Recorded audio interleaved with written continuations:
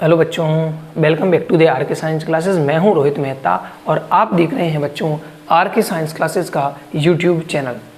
बच्चों, जैसा कि आपने इस वीडियो के थंबनेल में देखा है कि हम इस वीडियो में बात करने जा रहे हैं थायराइड ग्रंथि की, यानी कि हमारे पास जो हमारा 11th बायोलॉजी का चैप्टर नंबर 22 जो कि हम ओल्ड NCERT पढ़ रहे हैं, उसका चैप्टर नंबर 22 चल रहा है और जो कि हम नीट की दृष्टि से एक बार कवर करने की कोशिश कर रहे हैं। तो इस वीडियो में बच्चों हम स्टार्ट करेंगे थायराइड ग्रंथि को और इस पूरे वीडियो में हम केवल और केवल थायराइड ग्रंथि की बात करेंगे। चलिए बच्चों, थायराइड ग्रंथि की बात करते हैं हम। तो ये देखिए, आपके पास सबसे पहली स्लाइड है बच्चों। जैसा कि आपको पता है, हम सबसे पहले किसकी बात करते हैं बच्चों? हम सबसे पहले बात करते हैं, किसी भी ग्रंथि में हमने पढ़ा है तो हम सबसे पहले उसकी स्थिति देखते हैं। तो देखिए बच्चों, सबसे पहली वही हेडिंग है हमारे पास, स्थिति। अब देखिए, थायराइड और जो पैराथायराइड ग्रंथि है, यानी कि आज की वीडियो में जो शूट कर रहे हैं, हम पढ़ रहे हैं वो थायराइड ग्रंथि, और इसके बाद जो हम वीडियो बनाएंगे वो होगी पैराथायराइड ग्रंथि। दोनों की दोनों ग्रंथियाँ हमारे गले में स्थित होती हैं। तो देखिए, ये आपको चित्र में दिखाई दे रहा है बच्चों, ये जो ग्रंथि है जो कि गले में स्थित है, ये जो आपको ग्रंथि दिखाई दे रही है जो कि गले में स्थित है, इस ग्रंथि का नाम है बच्चों थायराइड ग्रंथि। कौन सी ग्रंथि बच्चों? थायराइड ग्रंथि। और इसी ग्रंथि में क्या होती है, एक अन्य ग्रंथि स्थित होती है जिसे हम कहते हैं बच्चों पैराथायराइड ग्रंथि। पैराथायराइड ग्रंथि। तो इस वीडियो में बच्चों हम किसकी बात करेंगे? इस पूरी ग्रंथि की बात करने वाले हैं, यानी कि थायराइड ग्रंथि की बात करने वाले हैं। तो ये कहाँ होगी? मानव के गले में और श्वास नली पर स्थित होती है, श्वास नली के दोनों ओर। तो देखिए, श्वास नली के दोनों ओर कहाँ पर बच्चों? ये जो आपको संरचना दिखाई दे रही है, ये जो पीछे आपको संरचना दिखाई दे रही है बच्चों, ये है हमारी श्वास नली। ये क्या है बच्चों? श्वास नली है। तो श्वास नली के दोनों ओर स्थित होती है। श्वास नली यानी कि ट्रैकिया और ध्वनि यंत्र यानी कि लैरिंक्स के जोड़ पर होती है, यानी कि ये हमारे पास श्वास नली है बच्चों। श्वास नली में यहाँ पर एक संरचना आती है जिसको हम कहते हैं कंठ। क्या कहते हैं बच्चों? कंठ। और कंठ को अंग्रेजी में कहते हैं बच्चों लैरिंक्स। क्या कहते हैं बच्चों? लैरिंक्स। तो लैरिंक्स और जो हमारे पास क्या है, कंठ है, कंठ और जो श्वास नली है, इन दोनों के जोड़ पर यानी कि यहीं पर जो ग्रंथि स्थित होगी उसी को हम कहते हैं थायराइड ग्रंथि। कौन सी ग्रंथि? थायराइड। अगली बात क्या है बच्चों? कि मानव शरीर की सबसे बड़ी अंतःस्रावी ग्रंथि। ये पॉइंट बच्चों इंपॉर्टेंट है। मानव शरीर की सबसे बड़ी जो अंतःस्रावी ग्रंथि है बच्चों, वो कौन सी है? थायराइड ग्रंथि है। लेकिन अगर मैं बात करूं मानव शरीर की, पेज के ऊपर आप इसको नोट करेंगे बच्चों, मानव शरीर की सबसे बड़ी ग्रंथि, मानव शरीर की सबसे बड़ी ग्रंथि की अगर हम बात करें बच्चों, अगर केवल ग्रंथि आए तो हम उसको देंगे बच्चों यकृत। क्या नाम बच्चों? यकृत, जिसे हम इंग्लिश में लीवर कहते हैं। तो ये बच्चों अगर कहे कि मानव शरीर की सबसे बड़ी ग्रंथि कौन सी है तो उसका आंसर है लीवर। लेकिन प्रश्न हो कि अगर मानव शरीर की सबसे बड़ी अंतःस्रावी ग्रंथि, तो फिर आंसर हो जाएगा बच्चों थायराइड ग्रंथि। ठीक, तो ये बच्चों स्थिति थी। इसके बाद हम बात करते हैं बच्चों संरचना की। ठीक है बच्चों, तो संरचना आपको देखिए, ये जो आपके पास सामने संरचना दिखाई दे रही है बच्चों, ये कितने पालियों में बटी हुई है? एक पाली ये है, दो पाली, तो दो पालित यानी कि द्विपालित। कैसी संरचना है बच्चों? द्विपालित, यानी कि दो पालियों से बनी होती है। कितने पालियों से बच्चों? दो। और ये जो आपको बीच की संरचना दिखाई दे रही है बच्चों, जो कि दोनों पालियों को जोड़ने का काम करती है, इस संरचना को कहते हैं बच्चों इस्थमस। क्या कहते हैं बच्चों? इस्थमस कहते हैं। तो देखिए, ये जो संरचना है द्विपालित होती है, यानी कि दो पालियों से बनी होती है, और ये दोनों पालियां संयोजी ऊतक की पतली पल्लीनुमा या झिल्लीनुमा इस्थमस से जुड़ी होती है। यानी कि पल्लीनुमा या झिल्लीनुमा मतलब बिल्कुल पतली संरचना है, उसके कारण जुड़ी होती है, और इस पतली संरचना को हम कहते हैं इस्थमस। क्या कहते हैं बच्चों? इस्थमस। इस्थमस से जुड़ी होती है। अब देखिए, ये हमें क्या एच आकार की दिखाई दे रही है बच्चों, तो इसीलिए लिखा है कि ये एच आकार की होती है, और ये तितली के समान दिखाई दे रही है, इसलिए इसको तितली समान संरचना यानी कि बटरफ्लाई स्ट्रक्चर भी कहते हैं। एच आकार की है, तितली के समान संरचना बना रही है, इसलिए इसको तितली आकार की यानी कि बटरफ्लाई स्ट्रक्चर भी कहते हैं। और इसकी जो उत्पत्ति है बच्चों, वो एंडोडर्म से होती है। अब तक देखिए बच्चों, हमने पढ़ी पीयूष ग्रंथि और बड़ी पीनियल ग्रंथि। पीयूष और पीनियल ये दोनों ग्रंथियां बच्चों अंदर की ओर स्थित होती हैं, लेकिन ये बनी होती हैं एक्टोडर्म से। किससे बच्चों? एक्टोडर्म से। और ये जो ग्रंथि है बच्चों ये थोड़ा सा बाहर की ओर है, इसलिए याद करने के लिए मैं बता रहा हूँ कि हमारे पास जो थायराइड और जो अगली भी आने वाली है बच्चों पैराथायरॉयड, थायराइड और पैराथायरॉयड, ये दोनों ग्रंथियाँ किससे बनी होंगी बच्चों? ये दोनों ग्रंथियाँ एंडोडर्म से बनी होंगी। और हम धीरे धीरे आगे सबकी बात करते चलेंगे। फिलहाल मैंने तरीका बताया कि पीनियल और पीयूष ग्रंथि हमारी बॉडी में अंदर की ओर है, मस्तिष्क में अंदर की ओर है, इसलिए बच्चों उनको अंदर की जगह क्या याद करेंगे? बाहर से बनी है, अंदर वाली संरचना बाहर की परत से बनी है, यानी एक्टोडर्म से बनी है। किससे बच्चों? एक्टोडर्म से। और हमारे पास क्या है बच्चों? जो थायराइड और पैराथायरॉयड है थोड़ी गले में है, थोड़ी सी बाहर की ओर है, इसलिए हम कह रहे हैं उसको जो बाहर की साइड है एक्टो यानी बाहर की साइड है वो बनी है बच्चों किससे? एंडोडर्म से। उल्टा करके याद करना बच्चों, ठीक। तो क्या पढ़ा बच्चों? स्थिति गले में है, फिर संरचना की बात करी एच आकार की है, सबसे बड़ी अंतःस्त्रावी ग्रंथि है, बटरफ्लाई लाइक स्ट्रक्चर है, और किससे बनी है बच्चों? एंडोडर्म से बनी है। ठीक बच्चों, आगे चलते हैं।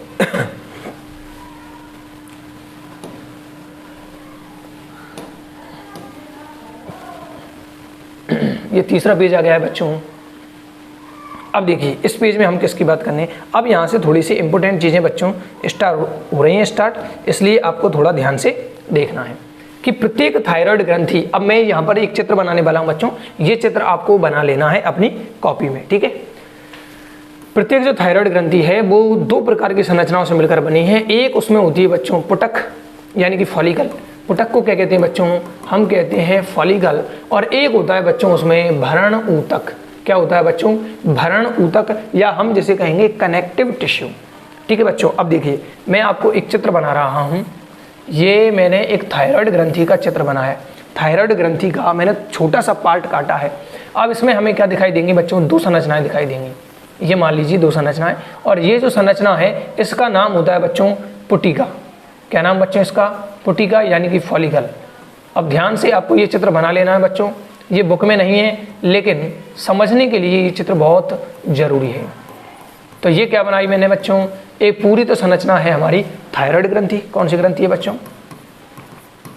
थायराइड ग्रंथि है, ठीक है बच्चों। ये जो पूरी संरचना बनाई है मैंने, ये है हमारी फॉलिकल। क्या है बच्चों? फॉलिकल, जिसे हम कहेंगे पुटिका, ठीक। और पुटिका में जो एक संरचना बनाई है बच्चों मैंने, ये जो आपको कोशिका नजर आ रही है, ये वाली है या ये वाली है, ये सारी कोशिका सिंगल सिंगल, इसको हम कहते हैं बच्चों पुटिका कोशिका। पुटिका कोशिका, ठीक है बच्चों। तो दो प्रकार की संरचनाएं हमें दिखाई देंगी बच्चों। एक तो हमें पुटिका नजर आ रही है, एक तो हमें पुटिका नजर आ रही हैं जो कि पुटिका कोशिकाओं से मिलकर बनी है, और एक इसके बाहर की ओर एक संरचना नजर आएगी बच्चों। इनको हम कहते हैं पैराफॉलिकुलर या सी सेल्स। कौन सी कोशिका बच्चों? सी सेल्स या पैराफॉलिक्यूलर कोशिकाएं। कौन सी कोशिका बच्चों? पैराफॉलिकुलर कोशिका। मतलब थायराइड ग्रंथि का जब हम कोई काटेंगे तो उसमें दो प्रकार की चीज़ें हमें नजर आएंगी, दो प्रकार की संरचनाएं दिखाई देंगी। एक तो होगी बच्चों हमारे पास पुटक, तो ये हमारे पास क्या है? पुटक है। और दूसरा है हमारे पास ये जो ऊतक है, इसको कहते हैं हम भरण ऊतक, ठीक है बच्चों। तो यही अब आपको ये चित्र बना लेना है। अब देखिए जो फॉलिकल है, जो पुटिका है, वो किसकी बनी है बच्चों? पुटिका कोशिकाओं की। और ये पुटिका कोशिकाएं क्या करती हैं? दो हार्मोनों का स्त्रावण करती हैं, T3 और T4। T3 और T4, ठीक है बच्चों। और इनको हम मिलाकर ही कहते हैं बच्चों वैसे तो थाइरोक्सिन। क्या कहते हैं बच्चों? इनको कहते हैं हम थाइरोक्सिन हार्मोन। हमें बचपन से याद है कि थायराइड ग्रंथि किसका स्त्रावण करती है? थाइरोक्सिन हार्मोन का स्त्रावण करती है, ठीक है बच्चों। तो T3 और T4 अभी मैं बात करूंगा कौन ज़्यादा बनता है, कौन कम बनता है, कौन अधिक क्रियाशील है, कौन कम क्रियाशील है, कौन ज़्यादा बनेगा और कब किस में जाके चेंज होगा। फिलहाल मैं ये कह रहा हूँ कि T3 और T4 को मिलाकर हम कहते हैं थाइरोक्सिन। और जो हमारे पास पैराफॉलिकुलर यानी कि सी कोशिकाएं हैं, ये कोशिकाएं भी एक हार्मोन का स्त्रावण करती हैं जिसे हम कहते हैं TCT, thyrocalcitonin hormone. Thyrocalcitonin hormone क्या कहते हैं बच्चों? थायरोकैल्सीटोनिन हार्मोन कहते हैं। तो हमारे पास बच्चों कितने प्रकार की कोशिकाएं या कितने प्रकार की संरचनाएं दिखाई दे रही हैं बच्चों? दो प्रकार की, जिसमें हमने एक बात की है पुटिका है। पुटिका का निर्माण पुटिका कोशिकाओं से होता है, ये पुटिका है बच्चों, इसका निर्माण किससे हो रहा है? पुटिका कोशिकाओं से। और ये पुटिका या पुटिका कोशिकाएं हैं वो T3 का और T4 का क्या करती है बच्चों? स्त्रवण करती है। ठीक, और जो बाहर जो भरण ऊतक है, इन पुटिकाओं के बाहर का जो ऊतक है वो भरण ऊतक है, और इस ऊतक में विशेष प्रकार की सेल्स पाई जाती है जिनको हम कहते हैं टी कोशिकाएं या पैरा फॉलिकुलर कोशिकाएं। और ये क्या करती हैं? TCT हार्मोन यानी कि थायरोकैल्सिटोनिन हार्मोन का स्त्रवण करती हैं। तो बच्चों मैं इसको मिटा रहा हूँ, आप एक बार स्क्रीनशॉट लें जल्दी से। ठीक है बच्चों, अब मैं इसको हटा देता हूँ, फिर आपको एक बार दोबारा से समझाता हूँ। तो हमने देखा कि प्रत्येक थायराइड जो ग्रंथि है बच्चों, उसमें पुटक मिलेगा यानी कि फॉलिकल मिलेगी। क्या कहेंगे बच्चों? इसको फॉलिकल कहेंगे। और दूसरा मिलेगा हमें भरण ऊतक यानी कनेक्टिव टिश्यू की बनी होती है। यानी कि ये थायराइड ग्रंथि दो प्रकार की चीज़ों से मिलकर बनी हुई है बच्चों। कौन कौन सी? एक तो हमारे पास फॉलिकल कोशिकाएं जो कि पुटक या पुटिका बनाती हैं, ये हमारे पास पुटिका है बच्चों। ठीक, और दूसरी है बच्चों पैरा फॉलिकुलर यानी कि सी कोशिकाएं, और ये कहाँ? स्ट्रोमा में या कह दो भरण ऊतक में स्थित होती हैं। अब ये क्या है बच्चों इसका काम? ये संरचना थी ना, ये पुटक कोशिकाएं मैंने यहाँ बना दी है बच्चों, ये एक पुटक ले लिए मैंने, और ये बाहर की सी कोशिकाएं। तो ये पुटक जो क्या काम कर रही है, ये इसका काम है दो हार्मोन स्त्रावित करना। कितने हार्मोन? दो हार्मोन। कौन कौन से? ये देखिए बच्चों, एक T3 और एक T4। T3 का नाम क्या है? Try iodothyronine. T3 का नाम क्या है? Try iodothyronine. और T4 का नाम क्या है बच्चों? Tetra iodothyronine. और याद करो, थायरोक्सिन के लिए बनने के लिए आयोडीन की आवश्यकता होती है बच्चों, याद करिए। हमने पढ़े थे हार्मोनों के टाइप, वहाँ पे हमने इसकी बात की थी। तो T3 ट्राई आयोडोथायरोनिन और T4 का नाम होता है टेट्रा आयोडोथायरोनिन। अब जो T3 हार्मोन है बच्चों, वो कम मात्रा में बनता है, नंबर छोटा है, नंबर छोटा है T3 तो कम मात्रा में बन रहा है, नंबर छोटा है इसलिए कम मात्रा में, याद करने के लिए बच्चों। और जो T4 है वो नंबर थोड़ा बड़ा है T4 से, T3 से, तो T4 नंबर बड़ा है इसलिए अधिक मात्रा में बन रहा है। और इस T4 को ही हम कहते हैं वास्तव में थायरोक्सिन हार्मोन। अभी कुछ देर पहले मैंने कहा था T3 और T4 को हमने कहा थायरोक्सिन। अब मैं क्या कह रहा हूँ बच्चों, इस T4 को कहते हैं हम थायरोक्सिन हार्मोन। और अभी आगे चलते हैं। और जो कम मात्रा में बनता है बच्चों, वो 4 गुना अधिक क्रियाशील होता है। मतलब हमारे पास दो हार्मोन है बच्चों, T3 और T4। T3 छोटा है, कितने मात्रा में बनेगा? 20% में। और T4 जो है वो 80% मात्रा बनाई जाती है। इनमें से ये 4 गुना अधिक क्रियाशील है, 4 गुना अधिक क्रियाशील है बच्चों, किससे? T4 से। तो छोटा है लेकिन खोटा है, छोटा है लेकिन खोटा है। और जो 80% बन रहा है बच्चों, इसी को हम कह रहे हैं थायरोक्सिन हार्मोन। कौन सा हार्मोन बच्चों? थायरोक्सिन। लेकिन आगे क्या कह रहे हैं देखिए, T4 जो हार्मोन है, ये वाला 80% वाला T4 जो हार्मोन है वो ऊतकों में पहुंचकर T3 में बदल जाता है। किस में बदल जाएगा बच्चों? ये T3 में बदल जाएगा। तो मैंने क्या कहा था, थायरोक्सिन हम दोनों को भी कह सकते हैं, लेकिन हमारी NCERT स्पेशल भी कह रही है कि T4 को थायरोक्सिन कहते हैं। और जब ये इसमें बदल जाएगा तो बात तो वही पड़ी, ठीक है ना बच्चों। तो हमने क्या देखा बच्चों? हमने देखा थायराइड ग्रंथि में दो प्रकार की संरचना, दो हार्मोन T3 और T4। और जो T4 है वो किस में बदल जाएगा बच्चों? ऊतकों में जाने के बाद T3 में बदल जाएगा। अब इधर आते हैं बच्चों, पैरा फॉलिकुलर जो कोशिका है, सी कोशिका है, वो स्ट्रोमा में या भरण ऊतक में वो एक हार्मोन का स्त्रवण करती हैं जिसका नाम है TCT, थायरोकैल्सिटोनिन हार्मोन। और ये एक प्रकार का पेप्टाइड हार्मोन है बच्चों। कैसा हार्मोन है बच्चों? ये एक प्रकार का पेप्टाइड हार्मोन है। लेकिन ये याद करो आयोडो हार्मोन था, हमने स्टार्टिंग वाली वीडियोज में ही बात कर ली थी। ये कैसा था? आयोडो हार्मोन था। इसके संश्लेषण के लिए क्या चाहिए बच्चों? आयोडीन। लेकिन इसके लिए संश्लेषण के लिए आयोडीन की आवश्यकता नहीं होती है। तो ये जो TCT है बच्चों, ये एक प्रकार का पेप्टाइड हार्मोन है, यानी कि प्रोटीन प्रकृति का हार्मोन है। ठीक है बच्चों, तो ये आपको चार्ट बनाना है। और जो मैंने आपको अभी ये चित्र बनाया था बच्चों, इस चित्र को आपको बना लेना है, ये वाला चित्र। इसको हम कहते हैं पुटिका फॉलिकल, और इसको हम कहते हैं सी कोशिका। ठीक है बच्चों, ये तो निकालेगी TCT हार्मोन और ये निकालेगा T3 और T4 हार्मोन। अभी दोनों की हम बात करेंगे कि कौन सा क्या काम करता है। अब आगे चलते हैं बच्चों, चलिए।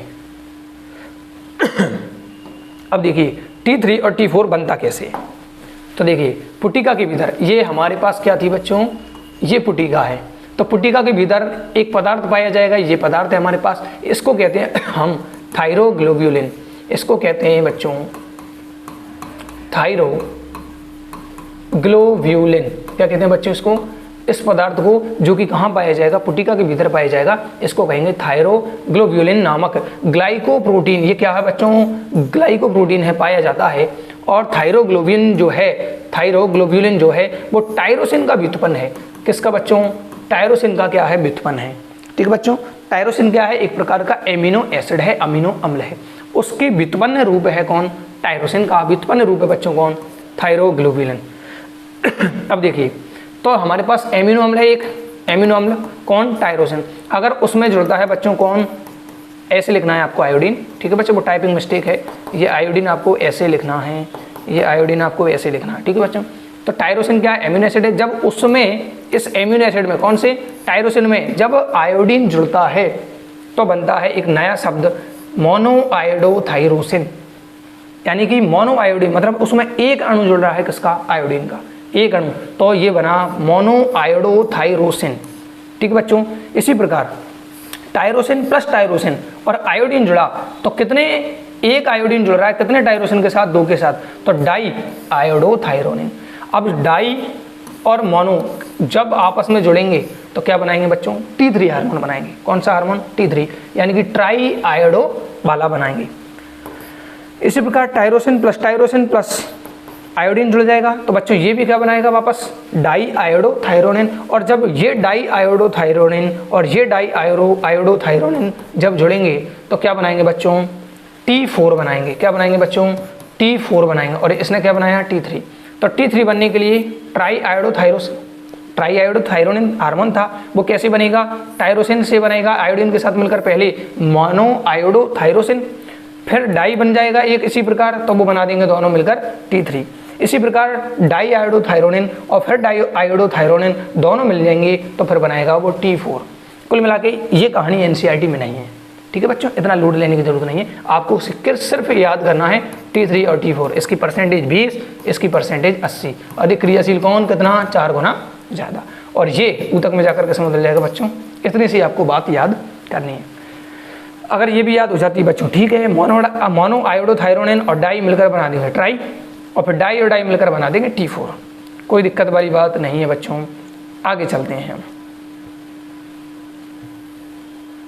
चलिए बच्चों, अब यहाँ से मेन चीज़ स्टार्ट हो रही है बच्चों कि जो हमारे पास थायरोक्सिन हार्मोन है, कौन सा बच्चों, थायरोक्सिन में कौन कौन आ गया बच्चों, T3 और T4 दोनों ले लिए, T3 और T4 दोनों हमने ले लिए। और मुख्यतः कहते किसको हैं, तो T4 को कहते हैं क्या, थायरोक्सिन हार्मोन। अब देखो क्या कह रहे हैं, पहला इसका कार्य है, यह आधारी उपापचयी दर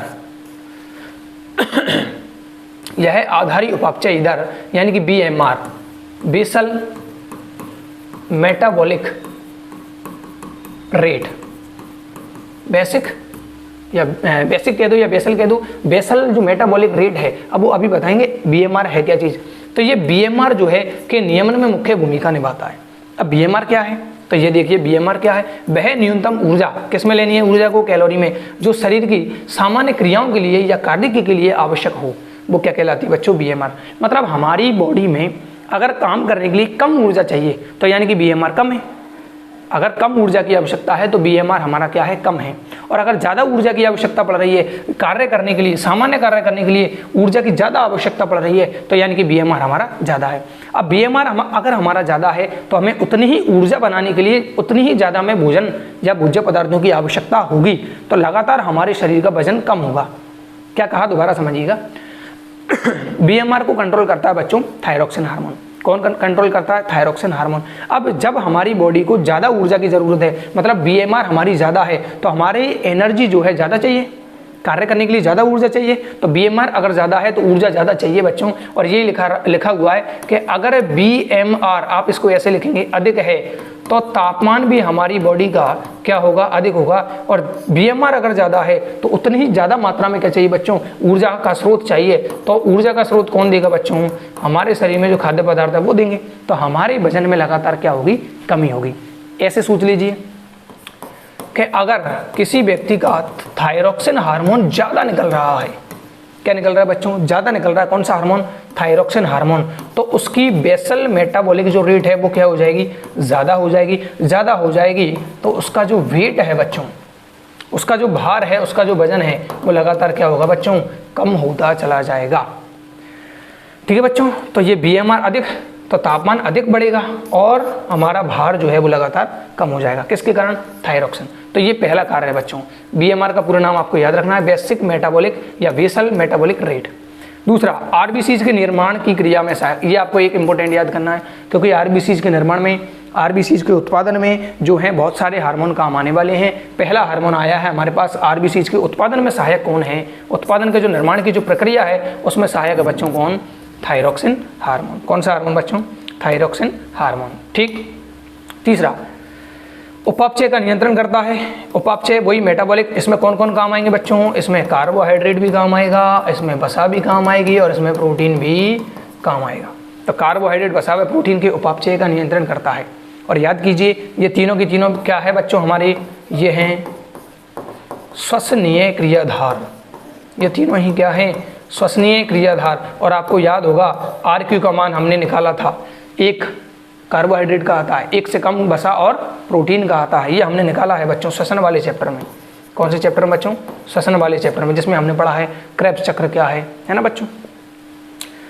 तो उपापचय का नियंत्रण करता है। अगला, जल एवं विद्युत अपघट्यों का नियमन करता है। अब ये काम ज़्यादा इंपॉर्टेंट नहीं है, आपको BMR वाला, RBCs वाले दो ही काम ज़्यादा याद करने, और अगर BMR से निकलेगा तो इसका काम भी याद हो जाता है आपको।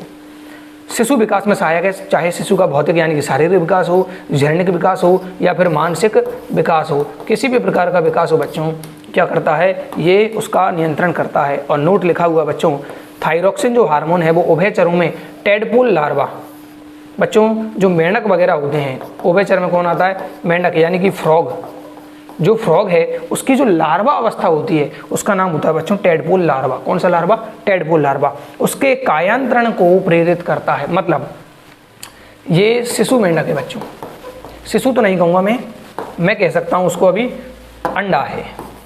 क्या है बच्चों, अंडा। अंडा से वो बनता है बच्चों लार्वा। क्या बनता है, लार्वा। और लार्वा क्या करता है बच्चों, कायांतरण, यानी कि अपनी काया बदलता है। बोले तो शरीर निर्मोचन करने के बाद, कायांतरण कब करेगा बच्चों, जब वो निर्मोचन करेगा, और तब जाके वो शिशु बनता है, और शिशु आगे जाके क्या बनता है, वयस्क बनता है। तो ये क्रिया जो है बच्चों ये नहीं होगी कब, जब उसको थायरोक्सिन हार्मोन नहीं मिलेगा। तो अगर थायरोक्सिन हार्मोन मिल रहा है, यानी कि हम थायरोक्सिन कह दें या आयोडीन युक्त जल कह दें, आयोडीन मिल जाएगा तो उसका कायांतरण हो जाएगा, और अगर आयोडीन नहीं मिल रहा है बच्चों तो उसका कायांतरण नहीं होता है, यानी कि वो परमानेंट क्या रह जाएगा बच्चों, वो अपनी लार्वा अवस्था में रह जाएगा। तो लार्वा अवस्था, अब ये कई बार कंपटीशन एग्जाम्स में प्रश्न आता है कि मेंढक के लार्वा को या उभयचरों के लार्वा को कायांतरण करने के लिए कौन सा पदार्थ चाहिए, तो आयोडीन, और कौन सा हार्मोन चाहिए, तो थायरोक्सिन हार्मोन। ठीक है बच्चों, ये आप इंपॉर्टेंट नोट याद रखेंगे।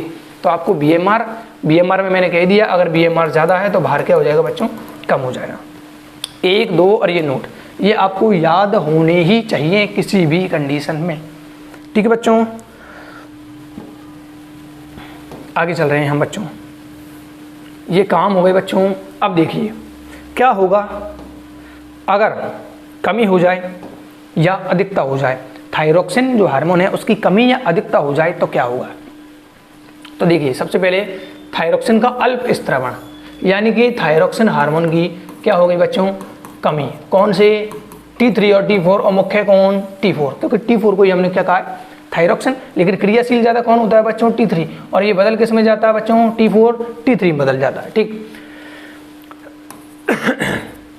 थायराइड हार्मोन के सामान्य दर से संश्लेषण के लिए ये आ गया बच्चों, आयोडीन आपको ऐसे लिखना है। ठीक है, थायराइड हार्मोन की सामान्य दर से संश्लेषण के लिए, यानी कि हमारी बॉडी में जो थायराइड हार्मोन है, थायरोक्सिन जो हार्मोन है, वो लगातार और बढ़िया मात्रा में बने, अच्छा काम करे, ज़्यादा मात्रा में बने, नियमित मात्रा में बने, इसके लिए आयोडीन की आवश्यकता होती है। किसकी आवश्यकता होती है बच्चों, आयोडीन की आवश्यकता होती है। और हमारे भोजन में जैसे ही आयोडीन की कमी हो जाती है तो इसको हाइपोथायराइडिज्म कहते हैं। क्या कहते हैं बच्चों, हाइपोथायराइडिज्म। क्या कहते हैं बच्चों, हाइपोथायराइडिज्म कहते हैं, यानी कि अब थायराइडता कहते हैं, हो जाती है। हाइपोथायराइडिज्म का, अब देखो बच्चों दो शब्द होते हैं, हाइपो यानी कि कम होना और एक होता है हाइपर, जो क्या होगी अधिकता होना। तो हाइपोथायराइडिज्म का मतलब है आयोडीन की कमी होने के कारण जो हमारे पास क्या है हार्मोन बनना चाहिए थायरोक्सिन, वो हार्मोन कम बन रहा है या कमी हो रही है। ठीक है बच्चों, तो अब क्या होंगे, कुछ लक्षण हमें नजर आएंगे। क्या आएंगे बच्चों, कुछ लक्षण नजर आएंगे, कुछ रोग प्रकट होंगे। कब, जब हमारी बॉडी में थायराइड की कमी हो जाएगी। और थायराइड की कमी कब होगी, जब आयोडीन की कमी होगी। तो ये लिखा है बच्चों, सामान्य दर्शक संश्लेषण के लिए आयोडीन की आवश्यकता होती है और हमारे शरीर में, हमारे भोजन में अगर आयोडीन की कमी हो जाएगी तो हाइपोथायराइडिज्म यानी अब थायराइडता उत्पन्न हो जाती है। अब देखिए कौन कौन से रोग सामने आएंगे बच्चों। तो हमारे पास पहला रोग है, हमारे पास जड़ मानवता, क्रेटिनिज्म इसे कहते हैं बच्चों। और ये इंपॉर्टेंट अब आपको याद रखना है कि क्रेटिनिज्म कब होगा, गर्भावस्था के समय। कब बच्चों, ड्यूरिंग प्रेगनेंसी। तो गर्भावस्था के समय अब थायराइडता के कारण यानी कि आयोडीन की कमी, आयोडीन की कमी होगी बच्चों। कब कम होगी, गर्भावस्था के दौरान, यानी कि जब कोई शिशु अपने माता के गर्भ में है, पेट में है, तब यदि उस माता के शरीर में किसकी कमी हो, आयोडीन की कमी हो बच्चों, तो गर्भावस्था के समय अब थायराइडता के कारण आयोडीन की कमी, कोष्टक में लिखा हुआ बच्चों ये आयोडीन की कमी, गर्भ में विकसित हो रही बालक की वृद्धि विकृत हो जाती है। अगर आयोडीन की कमी हो जाएगी यानी अब थायराइडता हो जाएगी तो गर्भ में जो वृद्धि कर रहा है शिशु, जो विकास कर रहा है शिशु, उसकी वृद्धि विकृत हो जाएगी, सिस्टम फेल हो जाएगा बच्चों, जिससे बच्चे की अवरोधित वृद्धि होगी, यानी कि वृद्धि उसकी रुक जाएगी, अवरोधित हो जाएगी। या फिर उसमें क्या आ सकता है, वामनता यानी कि बौनापन आ सकता है, मंद बुद्धि हो सकता है बच्चों को। और उसकी तो त्वचा है, जो उसकी स्किन है, त्वचा है स्किन, वो क्या हो जाएगी बच्चों, असामान्य हो जाएगी। यानी हमारी जो नॉर्मल खाल है, त्वचा है, उसके बजाय उसकी जो त्वचा होगी बच्चों, आपको चित्र में दिखाई दे रहा होगा, हालांकि इतना भी स्पष्ट नहीं है, उसकी त्वचा पर छोटे छोटे काले काले धब्बे यानी कि फटी हुई सी त्वचा आपको नजर आएगी। तो त्वचा जो है वो असामान्य होगी। मूक बधिरता यानी कि वो गूंगा बहरा हो सकता है, आदि हो जाती है। और ये जो शिशु हैं बच्चों वो प्रजनन अयोग्य हो जाते हैं, यानी कि जनन सम नहीं होते, जनन अक्षम होते हैं, यानी कि जनन नहीं कर पाएंगे बच्चों। तो ये कब आएगा, ये रोग क्या है, जड़ मानवता। मानव क्या हो जाएगा, जड़, मानव क्या हो जाएगा बच्चों, जड़। लेकिन शर्त यह है कि कमी कब होनी चाहिए, गर्भावस्था के दौरान अब थायराइडता के कारण जो गर्भ में जो विकसित हो रहा है बालक, उसकी वृद्धि नष्ट हो जाएगी, रुक जाएगी, अवरोधित हो जाएगी। तो फिर हमें लक्षण क्या आएंगे, वामनता यानी बौना होगा, मंद बुद्धि, त्वचा असामान्य आएगी, मूक बधिरता यानी गूंगा बहरा हो सकता है, और ये प्रजनन अयोग्य होगा। ठीक है बच्चों, प्रजनन अयोग्य होगा। ये आपको फोटो में दिखाई दे रहा है एक बालक जो इस रोग से पीड़ित है। ठीक है बच्चों, तो पहला रोग कौन सा पढ़ा है बच्चों, जड़ मानवता, जड़ मानवता। और इसको अंग्रेजी आपको याद रखनी है बच्चों, क्रेटिनिज्म। क्या कहते हैं, क्रेटिनिज्म। हिंदी इंग्लिश दोनों तरीके से लिखना आपको सीखना है, क्योंकि धीरे धीरे सारे नाम याद हो जाएंगे। देखिए ये है जड़ मानवता, और वहाँ क्या था बच्चों, पीयूष ग्रंथि के कारण बौनापन था, डॉर्फिज्म, जिसे कहा था पिट्यूटरी डॉर्फिज्म, है ना, ये जड़ मानवता है। और वो क्या था, वामनता या बौनापन। चलिए आगे चलते हैं बच्चों। पहला रोग हो गया जड़ मानवता। दूसरे रोग की तरफ चल रहे हैं बच्चों। दूसरा रोग है हमारे पास मिक्सीडिमा। क्या नाम बच्चों, मिक्सीडिमा। अब ये देखिए, अब ये कब होगा, जैसे कि वो थी बच्चों, वो होगी गर्भावस्था में आयोडीन की कमी के कारण। अब ये कब होगा बच्चों, तो इसमें लिखा हुआ है कि वयस्कों में थायरोक्सिन की कमी से। ये बच्चों वयस्कों में अगर थायरोक्सिन हार्मोन की या आयोडीन की कमी हो जाएगी तो रोग होगा हमारे पास मिक्सीडिमा रोग। कौन सा रोग बच्चों, मिक्सीडिमा रोग। कब होगा, वयस्कों में। वयस्कों में किसकी कमी हो जाए, थायरोक्सिन। क्योंकि अपन क्या निकाल रहे हैं बच्चों, जो हार्मोन है आयोडीन की कमी कर रहे हैं या थायरोक्सिन की कमी कर रहे हैं, तो शरीर इसमें क्या होगा, कमजोर हो जाएगा, सुस्त हो जाएंगे। देखो आयोडीन कम तो बीएमआर उसकी क्या हो जाएगी बच्चों, कम। तो जितनी बॉडी को ऊर्जा बनानी चाहिए थी उतना नहीं बना पा रहा है, जितनी ऊर्जा बननी चाहिए थी उतना ऊर्जा बनेगा नहीं ऊर्जा, तो शरीर कमजोर हो जाएगा, सुस्त हो जाएगा, समय से पूर्व बुढ़ापा आने लग जाएगा, आदि लक्षण प्रकट होते हैं। सुस्ती रहेगी शरीर में, समय से पहले बुढ़ापा आएगा, सुस्त रहेंगे हमेशा, कमजोर हो जाएगा शरीर। और इसमें जो इडीमा शब्द है बच्चों, मिक्सीडिमा में ओडिमा, इसका अर्थ होता है चेहरे के पीछे द्रव्य का एकत्रण हो जाएगा। यानी जो हमारा चेहरा, इसके पीछे की साइड पानी या किसी द्रव्य का जमाव एकत्रण हो जाएगा, जमाव होने लग जाएगा। तो ये रोग है बच्चों मिक्सिडिमा, और ये इसका थोड़ा सा लक्षण आपको नज़र आ रहा होगा। ये किसी के हाथ पैर वगैरह हैं उसमें ये लालिमा पड़ी हुई है, ये एरिया रेड हो गया बच्चों। क्या हो गया? ये एरिया रेड। ये कौन से रोग का लक्षण है बच्चों? मिक्सिडिमा रोग का लक्षण है। और अगर कमी रहे, अगर आयोडीन की कमी रहे या मिक्सिडिमा रोग में और क्या हो सकता है बच्चों, वयस्क जो स्त्री हैं उसमें जो मासिक चक्र है, आर्तव चक्र है, जो मेंस्ट्रुअल साइकिल है वो क्या हो जाएगी? अनियमित हो जाएगा। ठीक है बच्चों, अनियमित हो जाएगा। तीसरे रोग की तरफ चलते हैं बच्चों। तो सामान्य घेंगा या गलगंड रोग जिसे कहते हैं। देखिए पहला रोग कमी में हमने पहला रोग क्या पढ़ा है बच्चों? पहला रोग पढ़ा है हमने हाइपोथायराइडिज्म में, हाइपोथायराइडिज्म में पहला रोग पढ़ा है हमने जड़ मानवता, जड़ मानवता। ठीक है बच्चों, इसमें क्या हो जाएगा? बच्चे में गर्भावस्था के दौरान जब वो माँ की पीठ में था तब अगर आयोडीन की कमी हो जाए या थायराइड हार्मोन की कमी हो जाए तो जड़ मानवता होगा। दूसरा हमने पढ़ा है बच्चों मिक्सिडिमा। अब कभी कभी ये सीधा नाम आ जाता है जड़ मानवता रोग किस हार्मोन की कमी के कारण होता है, तो फिर ये याद होना चाहिए। और तीसरा रोग इसमें आ रहा है बच्चों अपने पास सामान्य घेंगा। घेंगे को हम गलगंड भी कहते हैं और इसको ग्वाइटर भी कहते हैं। तो ये तीन रोग हैं बच्चों किसके कारण? हाइपोथायराइडिज्म। अब इसको सब जानते हैं कि भोजन में आयोडीन की कमी से इस रोग में थायराइड ग्रंथि जो है, अच्छा किस कब होगा बच्चों? अगर हमारे भोजन में आयोडीन की कमी हो जाए। इसलिए डॉक्टर कहता है कि हमें आयोडीन युक्त नमक यानी आयोडाइज्ड साल्ट का यूज करना चाहिए। अब अगर हमारे आयोडीन की कमी है तो इस रोग में थायराइड ग्रंथि रक्त से अधिक आयोडीन अवशोषित करने के लिए फूल जाती है, बड़ी हो जाती है, यानी उसमें सूजन आ जाती है। किसमें बच्चों? थायराइड ग्रंथि में बड़ी हो जाती है, सूज जाती है। क्यों? वो रक्त से खींचने की कोशिश कर रही है कि मेरे पास भले ही नहीं है बॉडी में, लेकिन रक्त से मैं अधिक मात्रा में क्या करूँगी? आयोडीन खींचूँ। ये कोशिश करती है हमारी थायराइड ग्रंथि। तो आयोडीन अवशोषित करने के लिए बड़ी हो जाती है, इसी ही घेंगा रोग कहते हैं। काम करने के लिए घिस चुकी है, सूजन आ गई है।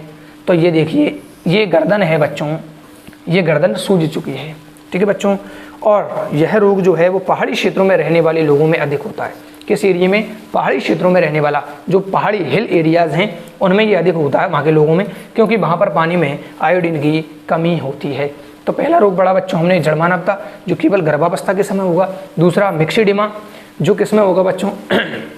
वयस्कों में होगा और ये शरीर कमजोर वगैरह हो जाएगा। ठीक, और तीसरा घेंगा जिसे हम बचपन से पढ़ते आ रहे हैं, घेंगा गलगंड गॉइटर। ठीक है बच्चों, आगे चलते हैं बच्चों। अब देखिए तीन रोग पढ़े हमने कमी के कारण, हाइपोथायराइडिज्म की कमी, हाइपोथायराइडिज्म के कारण तीन रोग होते हैं। अब हम पढ़ रहे हैं बच्चों थायरॉक्सिन जो हार्मोन है उसका अति स्त्रवण हो जाए, यानी कि बहुत ज़्यादा मात्रा में अगर क्या निकले बच्चों? थायरॉक्सिन हार्मोन निकले तो क्या होगा? तो देखिए अब ये कैसे होगा, तो पहले तो हम पढ़ेंगे कि ये कैसे होगा, अति स्त्रवण कब होगा? तो थायराइड ग्रंथि के कैंसर के, या इसमें गांठ हो जाए, गांठ और कैंसर, थायराइड ग्रंथि में गांठें पड़ जाएं, कैंसर हो जाए तो थायराइड हार्मोन के संश्लेषण की दर असामान्य रूप से अधिक हो जाती है। हार्मोन जो है वो थायरॉक्सिन बनना चाहिए, वो अधिक मात्रा में बनता है बच्चों। तो इस स्थिति को थायराइड अतिक्रिया कहते हैं। थायराइड कुछ ज़्यादा ही मात्रा में हार्मोन का संश्लेषण करेगी तो इसे कहेंगे हम थायराइड अतिक्रियता कहते हैं, जो शरीर की कार्यकी पर प्रतिकूल प्रभाव डालती है। भाई हमारी बॉडी में कोई सा भी हार्मोन है वो निश्चित मात्रा में होना चाहिए। अगर किसी भी हार्मोन की अधिकता या कमी होती है तो फिर हमारे शरीर पर कोई ना कोई प्रतिकूल प्रभाव जरूर पड़ेगा। जैसे कि इस रोग में अब देखिए अब ज़्यादा निकल रहा है तो एक रोग हमारे पास सामने आया बच्चों, एक्सोप्थेल्मिक गॉइटर, यानी कि नेत्रोत्सेंधी गलगंड, एक्सोप्थेल्मिक गॉइटर। हिंदी में लिखना चाहो तो बच्चों लिख लेना आप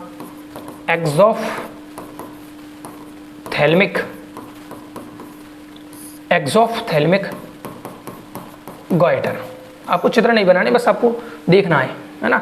यह थायराइड अतिक्रियता का एक रूप है जिसमें थायराइड ग्रंथि वृद्धि हो जाती है। थायराइड ग्रंथि में क्या हो जाएगी? वृद्धि हो जाएगी। और क्या होगा? नेत्र गोलकों का बाहर की ओर उभर आना। ये देखिए इसमें जो आंखों के गोलक हैं, नेत्र गोलक हैं, आंखें बाहर की ओर निकल आएंगी। क्यों? आंखों के पीछे एक द्रव्य पदार्थ क्या है? एकत्रित हो जाता है, तो उसके कारण आंखों का जो गोलक है वो बाहर आ जाता है। BMR में वृद्धि हो जाती है। याद कीजिए बच्चों, ये क्या करता है? BMR को कंट्रोल करता है। जैसे ये ज़्यादा होगा तो BMR ज़्यादा हो जाएगी, और BMR ज़्यादा हो जाएगी तो बाहर में कमी आएगी। तो आदि लक्षण उत्पन्न होते हैं। क्या? देखो, नेत्रोत्सेंधी यानी नेत्र से संबंधित आने वाला है, तो नेत्र गोलक कहाँ आ जाएगा बच्चों? नेत्र गोलक बाहर की ओर आ जाएगा। कहाँ आ जाएगा बच्चों? नेत्र गोलक बाहर की ओर। फिर क्या है कि BMR ज़्यादा हो जाएगी, और BMR ज़्यादा हो जाएगी बच्चों तो फिर हमारा भार जो है वो लगातार कम होता रहेगा।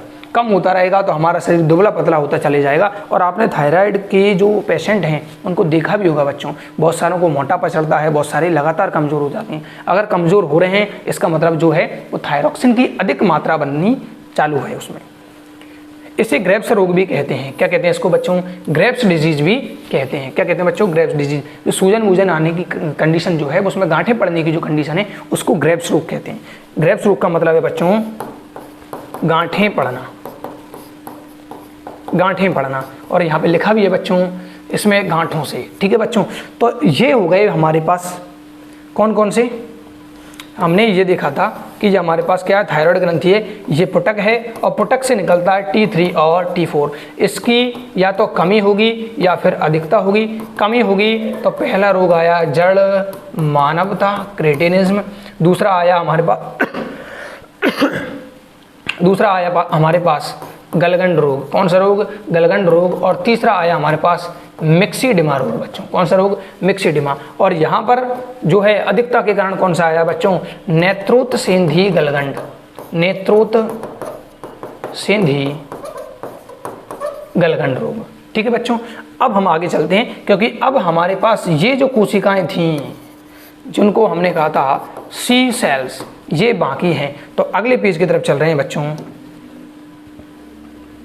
लीजिए, अच्छा एक और बीमारी पहले पढ़ लेते हैं। ये बीमारी भी है, ये भी जो अल्प स्त्रवण है उसी से संबंधित है।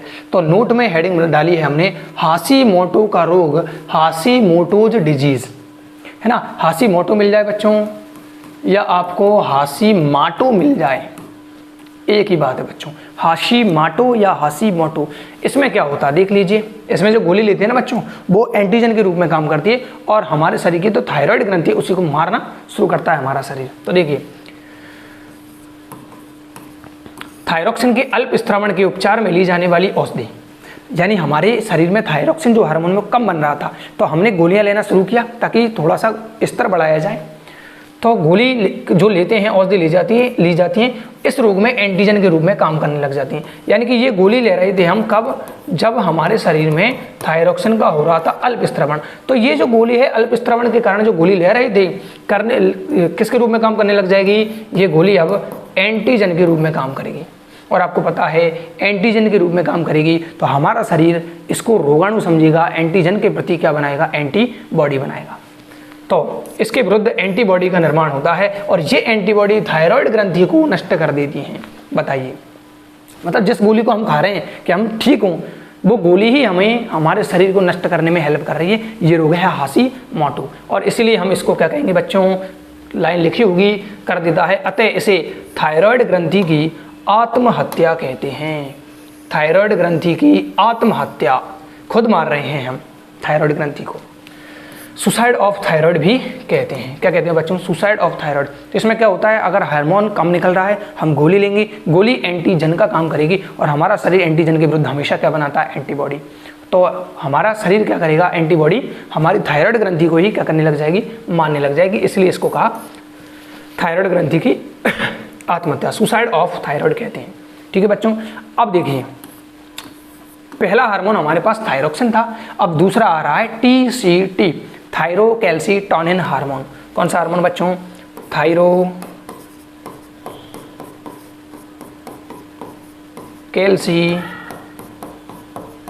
अब देखिए आराम से लिखते हैं तो बच्चों राइटिंग भी आती है। Thyrocalcitonin hormone. कौन सा हार्मोन बच्चों? थायरोकैल्सीटोनिन। अब ये देखिए स्त्रवण किसके द्वारा होगा बच्चों? सी सेल्स द्वारा। याद कर लीजिए, आपके पास ये पुटिका है, ये सी सेल्स हैं, तो ये सी सेल्स निकालेंगे। ठीक है बच्चों, तो स्त्रवण कौन करेगा? सी सेल्स द्वारा। और अभी मैंने कहा था ये एक प्रकार का पेप्टाइड या प्रोटीन हार्मोन है, तो यह एक प्रोटीन हार्मोन है और जिसमें आयोडीन नहीं होता है, यानी आयोडीन रहित होता है। कार्य, अब देखिए बच्चों, थायराइड ग्रंथि पढ़ रहे हैं, अगली ग्रंथि कौन सी आएगी? पैराथायराइड। तो पैराथायरॉयड से एक हार्मोन निकलेगा जिसे कहेंगे हम पैराथार्मोन, और यहाँ हम पढ़ रहे हैं टीसीटी। ये एक दूसरे के विरोधी हैं, थायराइड का और पैराथायरॉयड का एक एक हार्मोन वो उसके द्वारा एक ही आएगा। तो वो हार्मोन जो हैं दोनों के वो एक दूसरे का विरोधी हैं। कैसे काम करता है देखिए, यह कार्य इंपोर्टेंट है बच्चों इसका, ठीक है। मैं इसी कलर से ले लेते हैं। यह रक्त में कैल्शियम +2, कैल्शियम +2 आपको ऐसे लिखना है बच्चों, कैल्शियम 2+ या +2, यानी कि कैल्शियम आयनों के स्तर को नियंत्रित करता है। और नियंत्रित क्या कहूँ बच्चों, मैं तो कहूँ कम करता है। क्या करता है, कैल्शियम के स्तर को, कैल्शियम के स्तर को कहाँ पर बच्चों, रक्त में। मैं दोबारा समझाऊंगा बच्चों, इसको साफ कर देता हूँ। ये हमारे पास रक्त है, क्या है बच्चों, रक्त है। ये रक्त वाहिका है बच्चों, इसमें रक्त बह रहा है। इसमें कैल्शियम 2+ जो आयन है उसको कम करता है कौन, टीसीटी हार्मोन। कौन सा हार्मोन बच्चों, टीसीटी। तो रक्त में कैल्शियम 2+ के स्तर को नियंत्रित करता है, यानी कि कम करता है। कम करने के कारण बच्चों देखो क्या आ गया, हाइपो, हाइपोकैल्सीमिक। तो ये बच्चों कैसा हार्मोन है, एक हाइपोकैल्सीमिक हार्मोन है। क्या है बच्चों, हाइपोकैल्सीमिक हार्मोन है, यानी कि कैल्शियम की मात्रा को क्या करता है, कम करता है। अब कैसे कम करता है बच्चों, तो रक्त में कैल्शियम कैसे कम होगा। ये हमारे पास बच्चों हड्डी है, ये हमारे पास क्या है बच्चों, हड्डी है, बोन है। अब देखो बच्चों, बोन को क्या चाहिए, कैल्शियम ज़्यादा चाहिए, तो यहाँ से निकाल के इस बोन में हड्डी को दे देगा। मतलब रक्त से कैल्शियम को निकाल के किसको दे देगा, हड्डी को दे देगा। तो हड्डी के विघटन को कम करेगा, हड्डी को बनवाएगा, यानी कि टूटने से रोकेगा। तो हड्डी के विघटन को कम करेगा, यानी कि जमाव ज़्यादा करवाएगा और ज़्यादा मजबूत बनाएगा हड्डी को। तो हड्डी को भेज देगा रक्त में। कैसे कम करेगा, रक्त से निकालेगा और हड्डी को दे देगा, ले भाई हड्डी तू ले।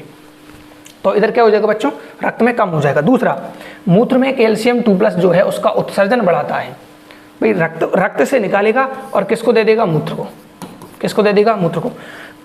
तो मूत्र में कैल्शियम 2+ का जो उत्सर्जन है उसको क्या कर देगा, मूत्र में उसके उत्सर्जन को बढ़ा देगा। तो हमें तो रक्त से मतलब है, रक्त में अगर कैल्शियम +2 आयन ज़्यादा है तो ज़्यादा करने का, अब देखो ये तो क्या कर रहा है, कम करने का काम कर रहा है। और इसके विरोधी हार्मोन कौन होगा, पैराथार्मोन। पैराथायरॉयड ग्रंथि से आएगा, अगली ग्रंथि वही बढ़ेंगे हम।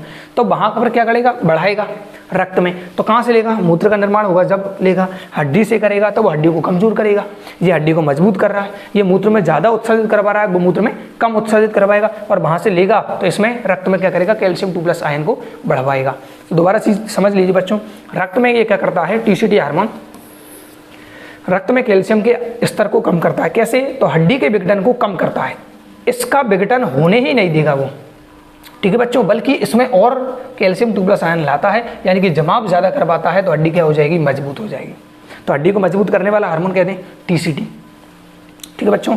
और मूत्र में कैल्शियम 2+ का जो उत्सर्जन है बच्चों, ये कैल्शियम 2+ वगैरह आपको सबको यूँ ही लिखना है, ये टाइपिंग मिस्टेक है, थोड़ी जल्दी में होता है। तो मूत्र में जो है वो उत्सर्जन को बढ़ा देता है, जिसके कारण रक्त में जो कैल्शियम आयन है वो कम हो जाएगा। नोट, वही लाइन यहाँ पर है कि पैराथार्मोन जो है के विपरीत कार्य करता है। ये जो टीसीटी हार्मोन है, ये किसके बारे में बात है बच्चों, टीसीटी हार्मोन के बारे में, कि टीसीटी जो हार्मोन है वो पैराथार्मोन के विपरीत कार्य करता है। किसके विपरीत, पैराथार्मोन के विपरीत। पैराथार्मोन कहाँ से निकलेगा बच्चों, तो ये निकलेगा पैराथायरॉयड ग्रंथि से। कहाँ से निकलेगा बच्चों, पैराथायरॉयड ग्रंथि से। वो क्या करेगा, वो रक्त में कैल्शियम का आयन को जो स्तर है वो उसको बढ़ाएगा। तो विरोधी हार्मोन आपको याद करने हैं, टीसीटी का विरोधी है बच्चों पैराथार्मोन हार्मोन। कौन सा हार्मोन बच्चों, पैराथार्मोन हार्मोन।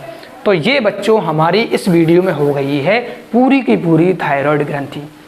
कोशिश कीजिए, मैंने थोड़ा सा जल्दी चला हूँ इस वीडियो में, थोड़ा स्पीड में चला हूँ, ताकि इस एक ही वीडियो में मैं पूरी थायराइड ग्रंथि को कवर कर सकूँ। तो स्थिति देखी, संरचना देखी, संरचना में हमने पुटिका देखी, उसके बाहर सी सेल्स देखी। सी सेल्स क्या करती हैं बच्चों, एक हार्मोन निकालती है जिसका नाम है टीसीटी हार्मोन। उसका अगर उसकी काम क्या है बच्चों, तो उसके कारण हमने देखा कि कैल्शियम के स्तर को नियंत्रित करता है। बाकी सारा का सारा काम कहाँ था बच्चों, सारा का सारा काम किसका है, वो थायरोक्सिन हार्मोन का है। किसका है बच्चों, थायरोक्सिन हार्मोन का है। तो ये थायरोक्सिन के काम थे बच्चों। किसके काम है बच्चों, कहाँ गया, ये रहा। सारे काम किसके हैं, थायरोक्सिन के। ये बीएमआर थोड़ा सा लोड होने में टाइम ले रही है बच्चों, जल्दी लोड हो गई, आपको दिखाई नहीं दे रहा होगा। तो देखो BMR, RBCs ये आपको याद करना है, शिशु विकास, थायरॉक्सिन हार्मोन ओवेचर, आपको ये इंपॉर्टेंट याद रखना है। सारे के सारा काम किसका था बच्चों? सारा काम थायरॉक्सिन का है। ये देखिए रोग में देखें तो पहला रोग हमारे पास जड़मानवता आया, आगे हम बात करते हैं जड़मानवता के बाद तो मिक्सिडिमा आया, मिक्सिडिमा के बाद गलगंड आया। थायरॉक्सिन का अगर अल्प स्त्रवण की जगह अगर अब हो जाए अति स्त्रवण तो फिर हमारे पास नेत्रोत्सेदी गलगंड, जिसमें जो नेत्र के गोलक हैं वो बड़े बड़े होकर बाहर की ओर आ जाएंगे। और इसको एक और रोग क्या देते हैं बच्चों? घूरती हुई नज़र। क्या हो गया रे? इसको एक और कहते हैं, आप लिख लेना बच्चों, घूरती हुई नज़र। घूरती हुई नज़र किसको कहते हैं बच्चों? किस रोग को कहते हैं? तो एक्सोप्थेल्मिक गॉइटर, यानी नेत्रोत्सेदी जो गलगंड है, इसी रोग को घूरती हुई नज़र कहते हैं, क्योंकि ऐसा लग रहा है ये मुझे घूर रहा है, डरा रहा है भाई। ग्रेव्स रोग कहते हैं क्योंकि इसमें गांठें पड़ जाती हैं। ठीक है बच्चों, अरे आगे चलो। फिर हमने क्या देखा बच्चों? हाशीमाटो रोग पड़ा। अल्प स्त्रवण के इलाज के लिए जो गोली लेते हैं वही एंटीजन के रूप में काम करती हैं, और एंटीजन के रूप में काम करेंगे तो फिर एंटीबॉडी बनेगी, और एंटीबॉडी जो बनेगी वो थायराइड ग्रंथि को मारेगी। इसलिए इसको हमने कहा सुसाइड ऑफ थायराइड, थायराइड ग्रंथि की आत्महत्या। और फिर पढ़ा हमने थायरोकैल्सिटोनिन हार्मोन का कार्य, रक्त में कैल्शियम के स्तर को कम करना। कैसे? हड्डियों में जाने दो, मूत्र में जाने दो, तो ऑटोमेटिक क्या हो जाएगा? कम हो जाएगा। तो इसी प्रकार हमारे चैनल के साथ, हमारे वीडियोज़ के साथ बने रहे बच्चों। आपको यहाँ बढ़िया से बढ़िया मैटर मैं लाने की लगातार कोशिश कर रहा हूँ। टाइम टेकिंग जो प्रक्रिया है वो है हमारे वीडियोज़ में, टाइम खूब लगता है क्योंकि पीपीटी बनाने में यानी कि PDF बनाने में टाइम लगता है। पहले नोट्स बनाए जाते हैं, उसके बाद पीपीटी तैयार होती है, तब यहाँ आती है, इसके बाद भी दुनिया भर के काम होते हैं। तो अगर आपको हमारी वीडियो पसंद आ रहे हैं तो लाइक कीजिए, हमारे चैनल को सब्सक्राइब कीजिए, और आपको अगर फ़ायदा हो रहा है और आपके दोस्तों को अगर इनसे फ़ायदा हो तो उनके साथ शेयर ज़रूर करें। तब तक के लिए जय हिंद, जय भारत, जय श्री राम।